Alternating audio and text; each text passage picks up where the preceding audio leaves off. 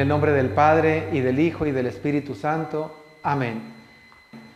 Escuchemos el Evangelio según San Juan. En aquel tiempo Jesús se les apareció otra vez a los discípulos junto al lago de Tiberíades. Se les apareció de esta manera.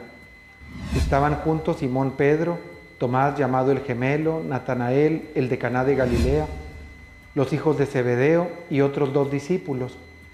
Simón Pedro le dijo: voy a pescar. Ellos le respondieron: también nosotros vamos contigo. Salieron y se embarcaron, pero aquella noche no pescaron nada. Estaba amaneciendo cuando Jesús se apareció en la orilla, pero los discípulos no lo reconocieron. Jesús les dijo: muchachos, ¿han pescado algo?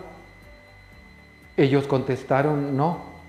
Entonces él les dijo: echen la red a la derecha de la barca y encontrarán peces. Así lo hicieron, y luego ya no podían jalar la red por tantos pescados. Entonces el discípulo a quien amaba Jesús le dijo a Pedro: es el Señor. Tan pronto como Simón Pedro oyó decir que era el Señor, se anudó a la cintura la túnica, pues se la había quitado, y se tiró al agua. Los otros discípulos llegaron en la barca arrastrando la red con los pescados, pues no distaba de tierra más de 100 metros. Tan pronto como saltaron a tierra, vieron unas brasas y sobre ellas un pescado y pan. Jesús les dijo: traigan algunos pescados de los que acaban de pescar. Entonces Simón Pedro subió a la barca y arrastró hasta la orilla la red repleta de pescados grandes.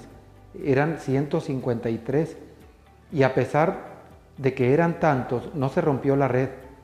Luego les dijo Jesús: vengan a almorzar. Y ninguno de los discípulos se atrevía a preguntarle: ¿quién eres?, porque ya sabían que era el Señor.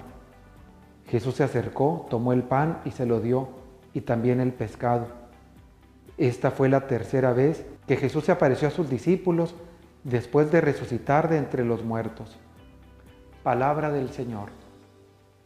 Nos narra San Juan algo que sucedió junto al lago de Tiberíades, que también es conocido como el mar de Galilea o el lago de Galilea, que está junto a Cafarnaúm, el pueblo donde vivía Pedro y a donde se fue a vivir Jesús, el pueblo de Santiago, Juan, todos ellos. Y hay otros pueblos junto al lago de Galilea. Lo interesante es esto: ellos se dedicaban a la pesca originalmente. Recordemos que Pedro era pescador, Jesús pasando por ahí lo había elegido, atención a este detalle, ahí lo eligió para ser pescador de hombres. Y resulta que después de la muerte de Jesús, pues aquí tenemos que Pedro regresó a Galilea, ahí a Cafarnaúm. Y entonces Pedro dice algo interesante: voy a pescar. Hay quienes han interpretado esto como un gesto, un signo de que Pedro parece que va a volver a su anterior trabajo. Aquello de haber sido discípulo de Jesús había sido una gran aventura, había sido algo muy bonito, pero terminó en un desastre con la crucifixión. Y entonces dice: yo vuelvo otra vez a mi vida que llevaba antes. Y entonces aparece Jesús, y Jesús le dice: ¿pescaron algo? Traigan algunos peces. Primero no habían pescado nada. Les dice: avienten la red del otro lado, y ahora sí pescan. ¿Qué está sucediendo aquí? Lo que está pasando es que Jesús está rescatando a Pedro de vamos a llamarle así, a los apóstoles, de una desbandada. Es decir, vivimos con Jesús tiempos muy bonitos, anduvimos con Él, pero vamos a volver otra vez. Ya esto ya se acabó. Fue interesante, fue bonito mientras duró. Esto es lo que le sucede a algunas personas, algunos jóvenes que anduvieron algún tiempo en los grupos juveniles y dijeron: fue muy bonito, fue muy padre, pero ya ese tiempo ya pasó. Y se alejaron, ya no andan en ningún apostolado. La invitación es esta: Jesús se acerca otra vez contigo en este día y te dice: ven, tu trabajo ha sido bueno, has hecho buena labor, pero yo quiero que estemos juntos otra vez. Y fíjate cómo Jesús es el que les prepara el desayuno, les prepara pescado y los invita a almorzar.